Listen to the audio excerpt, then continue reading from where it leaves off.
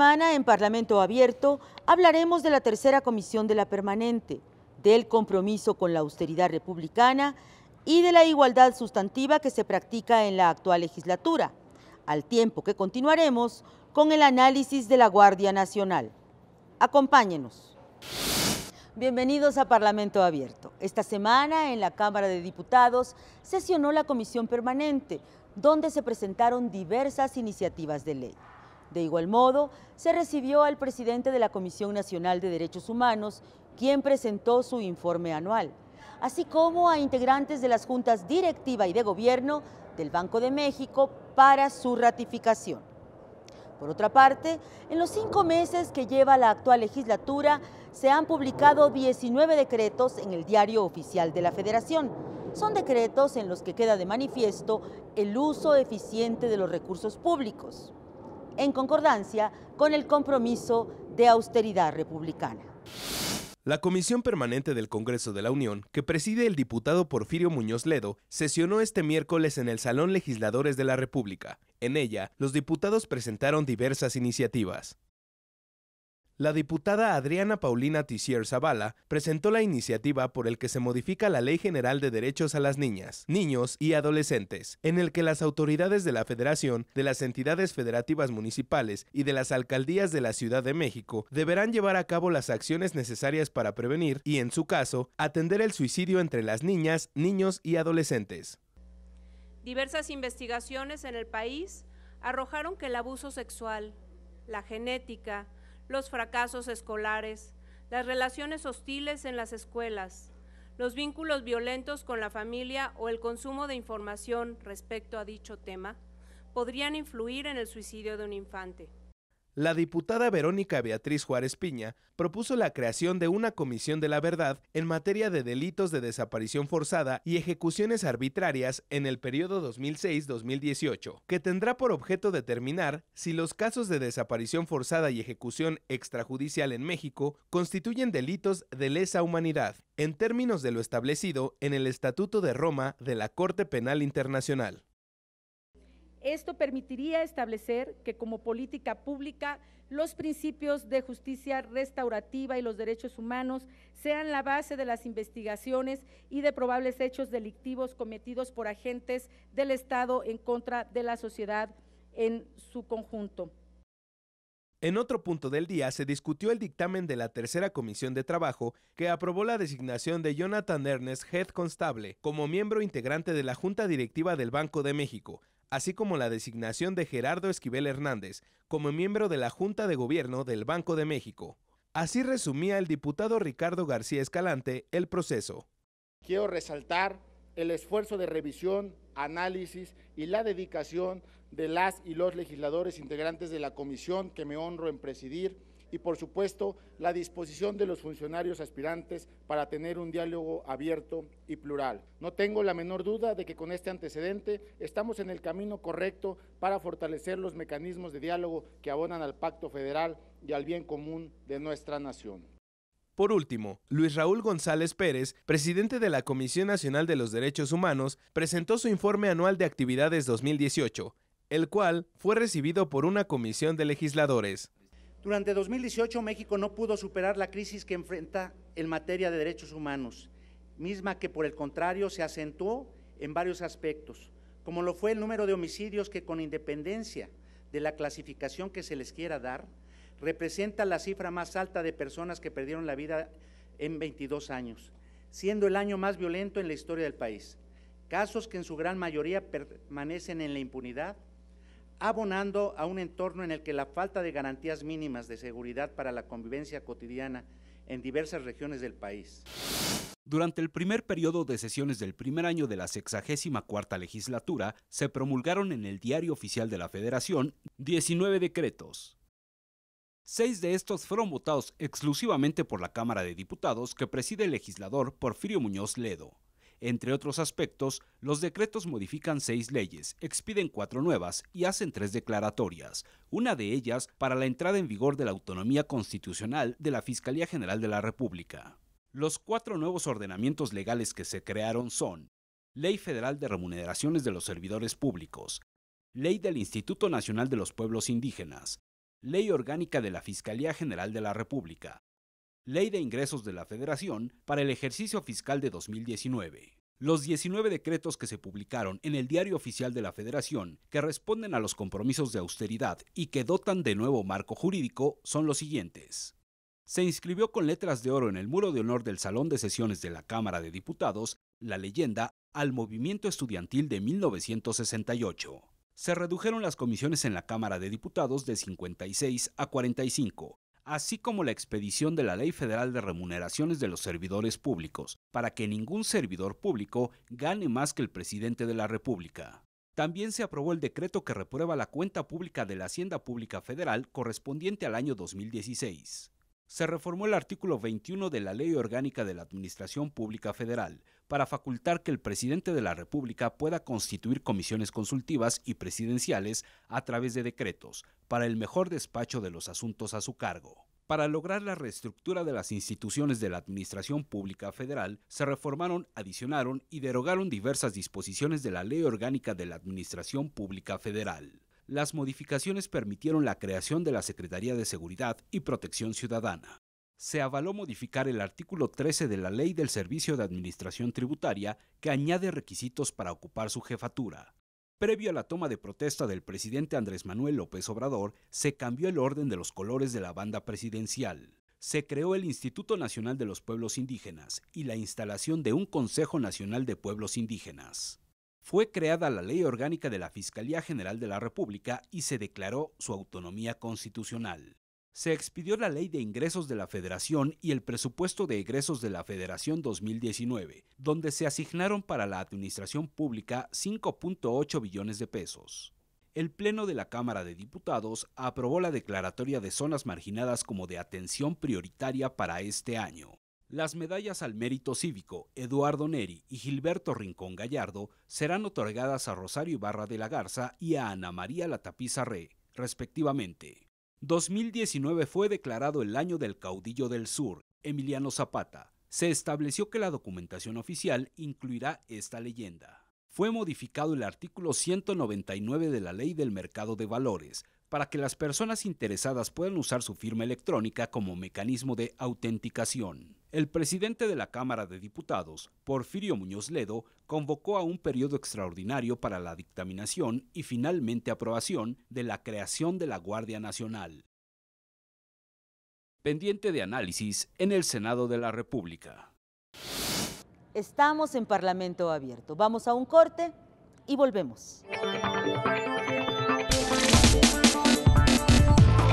En la Cámara de Diputados estamos comprometidos con la austeridad. Este 2019 tendremos un ahorro absoluto de 1.681 millones de pesos. Gastaremos 22.9% menos que el año anterior. Los ahorros van en rubros como 25.2 millones menos en salarios de los altos funcionarios.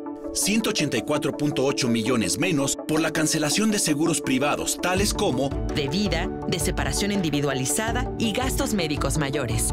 256 millones menos al reducir asesores y asistentes privados de los funcionarios y diputados. 335.7 millones menos en gastos para diputados. 20.1 millones menos al recortar arrendamiento de vehículos y vuelos en primera clase. 82.7 millones menos en publicidad y propaganda de la Cámara. 60.1 millones menos en reducción de vales de gasolina y alimentación. El recorte a nuestro presupuesto es parte de una serie de medidas que impulsamos para hacer un mejor uso de los recursos públicos.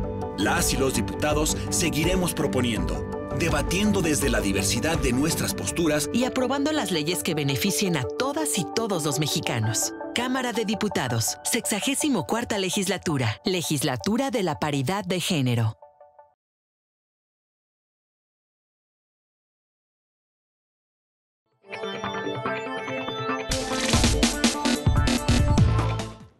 Gracias por continuar con nosotros. En nuestra cápsula Todas al Congreso hablaremos de la igualdad sustantiva de género, que no es lo mismo que igualdad de género. A continuación veremos por qué.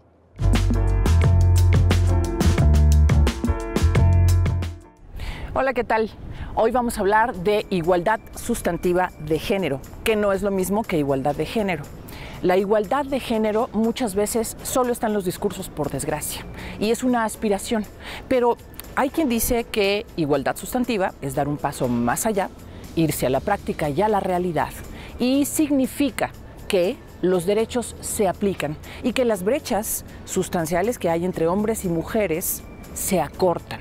Quiere decir que las mujeres llegan a donde se toman las decisiones y pueden tomarlas, tienen el poder de tomarlas. Vamos a hablar de igualdad sustantiva de género. Vamos con nuestras diputadas.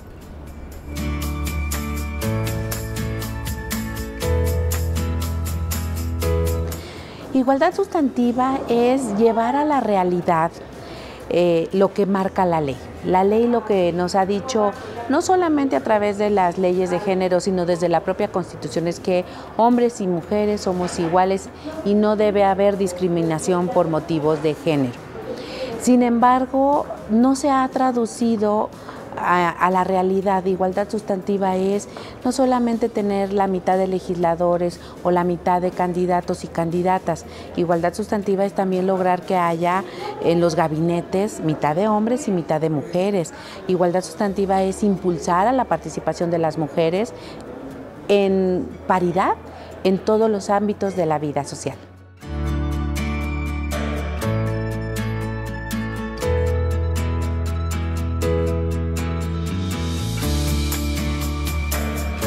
Esta legislatura es la legislatura de la paridad.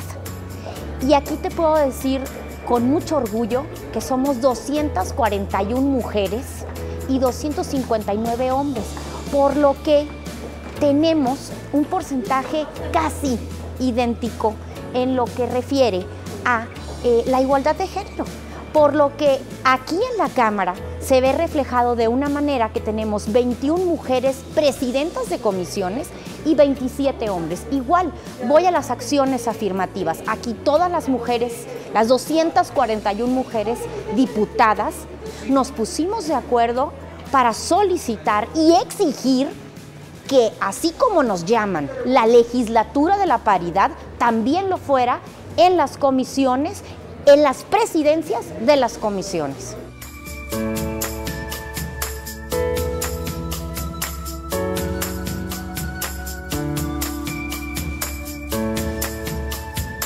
¿Qué tenemos que hacer desde la Cámara de Diputados? Primero, como diputada de la paridad tenemos un gran compromiso con todas las mujeres de nuestro país. Tenemos que hacer leyes, precisamente leyes y directrices, precisamente con políticas públicas para que haya igualdad sustantiva, para hacerla valer, para que llegue a todas las mujeres de la ciudad. Ese es el mayor compromiso.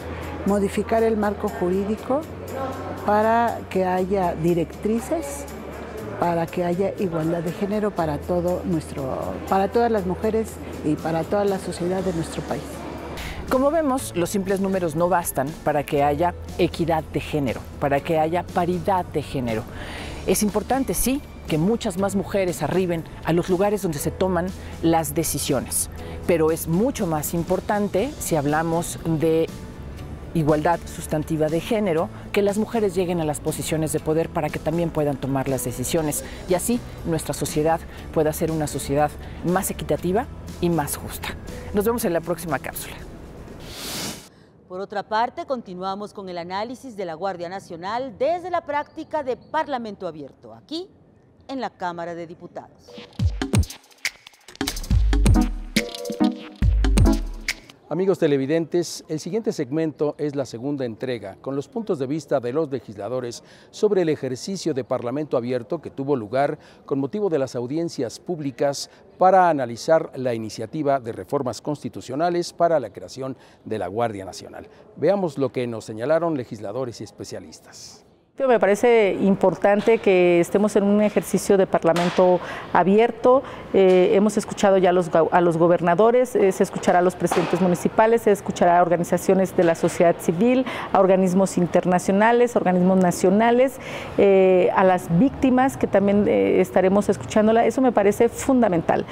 pero lo sustancial va a ser que retomemos lo que comentan, que retomemos sus propuestas, que retomemos las experiencias y que éstas se vean reflejadas en el dictamen o en las discusiones que demos próximamente cuando se reanude en la sesión extraordinaria en donde estaremos discutiendo la Guardia Nacional. Eso es lo fundamental. Está bien escuchar, está bien tener intercambio de opiniones, pero lo mejor es verlos reflejados de manera sustancial en lo que estaremos discutiendo para que esto sea una realidad. Pues yo lo que diría es que espero que este mecanismo, que desde mi perspectiva, y eso más allá de una postura partidista, no sea una simulación, es decir, que de verdad se escuche lo que ayer dijeron los gobernadores, que se escuche lo que hoy están diciendo los alcaldes, que se escuche lo que mañana dirá la sociedad civil organizada, especialistas en el tema, y que podamos entender que no se trata solo de cambiar una palabra o un concepto, sino es un proceso de un modelo que está establecido y que, reitero, ya fue probado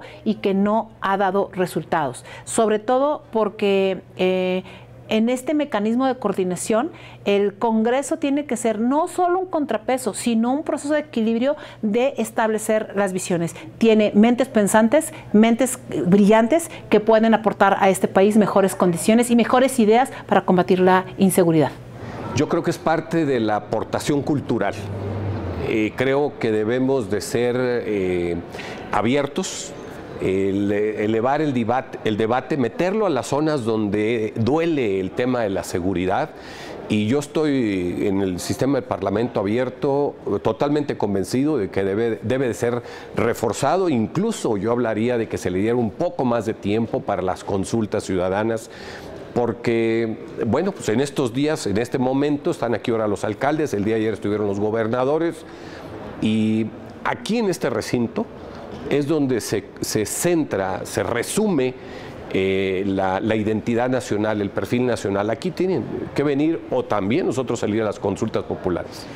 Es muy importante reconocer el ejercicio de Parlamento abierto. Creo que es una actividad inédita, una actividad que es muy propicia e importante para la transparencia y la rendición de cuentas. Desde Movimiento Ciudadano propusimos la participación de los titulares de los estados, de los gobernadores y de los presidentes municipales, de asociaciones civiles, de las universidades para lograr este ejercicio de Parlamento abierto. Es importante que Movimiento Ciudadano ha sido escuchado en este sentido y que podamos crear ese tipo de espacios de rendición de cuentas y que los demás grupos parlamentarios se hayan unido para trabajar con ellos. ¿Por qué?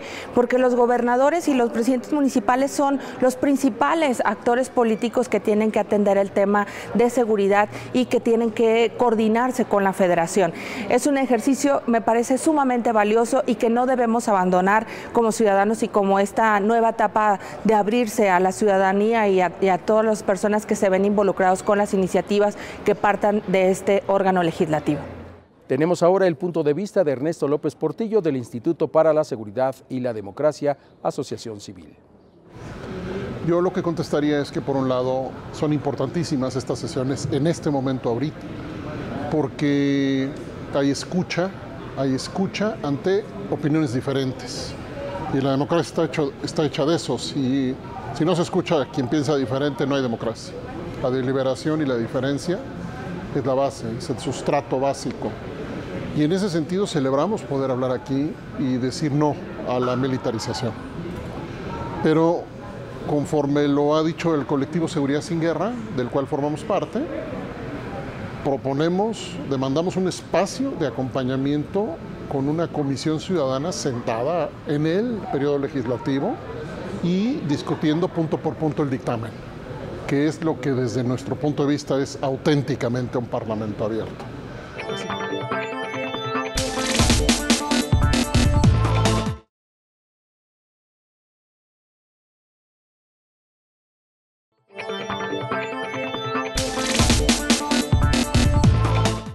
En la crónica de hoy, Miguel Reyes Razo habla del petróleo y de la importancia que tiene como patrimonio para los mexicanos.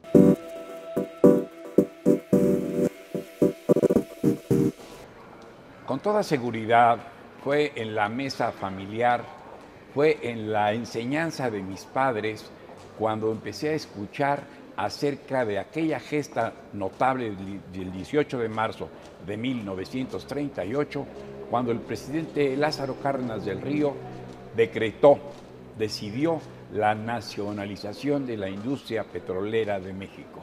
Sí, fue en casa, de la boca de mis padres, como conocí aquel momento histórico en la vida de la nación mexicana. Y desde luego en los libros de texto, aquellos que todavía no existían, los de texto gratuito del presidente López Mateos y don Jaime Torres Bodet, donde ya uno se enteraba en las páginas de Carmen G. Basurto, en Mi Nuevo Amigo, por ejemplo, o en Adelante o Poco a Poco, datos, pelos y señales de la gran expropiación petrolera y del orgullo nacional, de la riqueza que para México representaba el petróleo, que el petróleo fuera propiedad de los mexicanos. Cómo aquellas compañías extranjeras se habían negado a acatar la orden de la Suprema Corte de Justicia de la Nación Mexicana para que se emitiera un laudo que, por cierto, firmó el papá de un político actual, el papá del licenciado Manuel Bartlett Díaz. El juez Bartlett firmó aquel laudo en el año 38, como ya se ha dicho.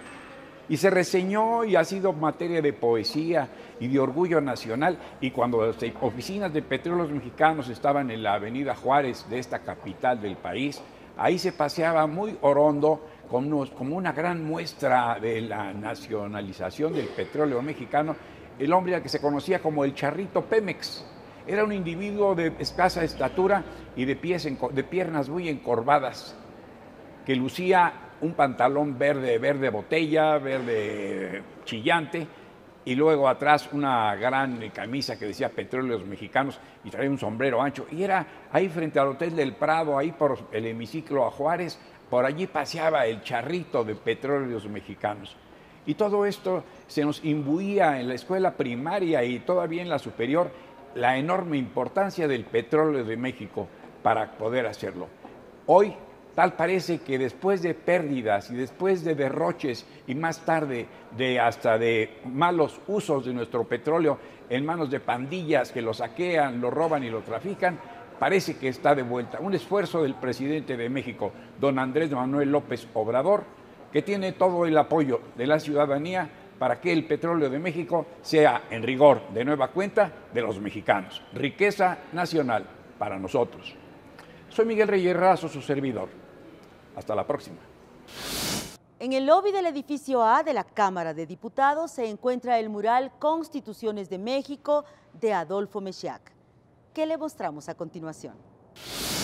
Gracias por estar con nosotros. El día de hoy vamos a dar una breve explicación sobre el mural Constituciones de México de Adolfo Mechiac, que se encuentra en la Cámara de Diputados en el lobby del edificio A, el cual consta de 4 secciones de 350 metros de caoba. Esta obra de arte se ha realizado ya en un par de ocasiones, ya que la primera se quemó en el incendio ocurrido en la Cámara de Diputados en 1989. La segunda se hizo en 1992. Relata de izquierda a derecha los periodos de la historia de México, como la independencia de México y el movimiento del 68. La primera sección trata de las 3 constituciones, empezando por la promulgada en 1824. Se enfatiza el escudo nacional y los estados y territorios que en ese entonces conformaban al país. Después aparecen otros importantes liberales que promovieron la separación entre iglesia y estado. En la parte superior se ve un ave de rapiña que en sus garras lleva la parte del territorio nacional que se pierde ante Estados Unidos en 1848 con la firma de los Tratados de Guadalupe. Posteriormente se ve la etapa de la Constitución de 1857 con los rostros de los legisladores que la promovieron. Luego, el artista representa mediante la caída de un águila y una corona el derrumbe del Segundo Imperio en México encabezado por Maximiliano de Habsburgo, que recordando en esta etapa, México tuvo 2 gobiernos, el republicano, presidido por Juárez, y el conservador, representado por Maximiliano. Para finalizar con la parte de constituciones, llegamos a la de 1917. Aquí se ven las imágenes de algunos constituyentes como Francisco J. Mújica, Hilario Medina, Esteban Vaca, Luis Monzón, Froilán Cruz, Pastor Roux, Heriberto Jara y Venustiano Carranza como presidente. finaliza con una mujer alzando en brazos a un niño, que simboliza el nacimiento de la Constitución de 1917. A un costado podemos ver elementos que representan la expropiación petrolera y al general Lázaro Cárdenas. En la cara frontal del mural podemos ver movimientos sociales, como el movimiento estudiantil del 68, con Tlatoas representando la deformación del diálogo entre gobierno y sociedad, y el incendio del Palacio Legislativo de San Lázaro en 1989. Y en el centro podemos ver un pensamiento de Morelos. Como la buena ley es superior a todo hombre, las que dice nuestro Congreso deben ser tales que obliguen a constancia y patriotismo, moderen la opulencia y la indigencia. Para finalizar con las 4 secciones del mural, en la última podemos observar a Miguel Hidalgo, José María Morelos y Pavón, Andrés Quintana Roo y Leona Vicario. Además, también se puede apreciar el título del documento, Los sentimientos de la nación. Espero les haya gustado. Este es uno de los murales más representativos de la Cámara de Diputados. Gracias por haber estado con nosotros. Hasta la próxima. Y así llegamos al final de nuestra emisión esta semana. Una vez más, gracias por estar con nosotros. Esperamos sus comentarios en nuestras redes sociales con la etiqueta Parlamento Abierto TV. Participe. Hasta la próxima.